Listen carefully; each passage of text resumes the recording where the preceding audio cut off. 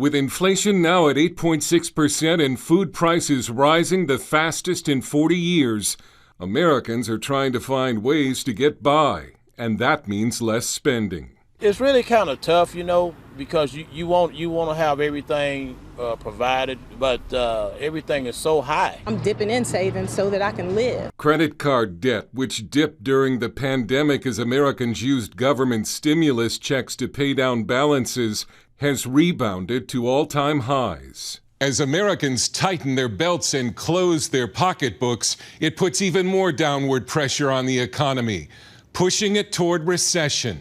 Almost half of economists surveyed by the Wall Street Journal say a recession is likely in the next 12 months.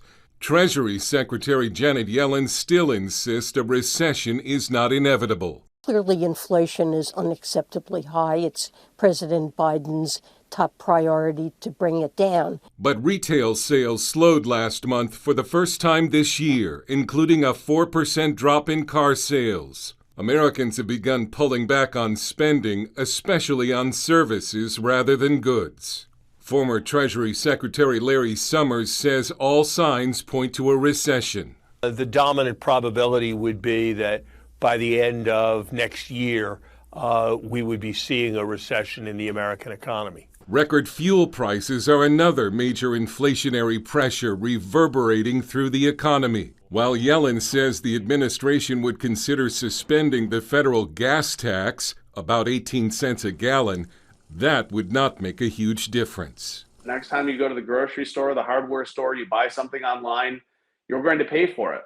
Or I should say you're going to pay much more for it, given the fact that diesel prices now are approaching $6 a gallon for a national average.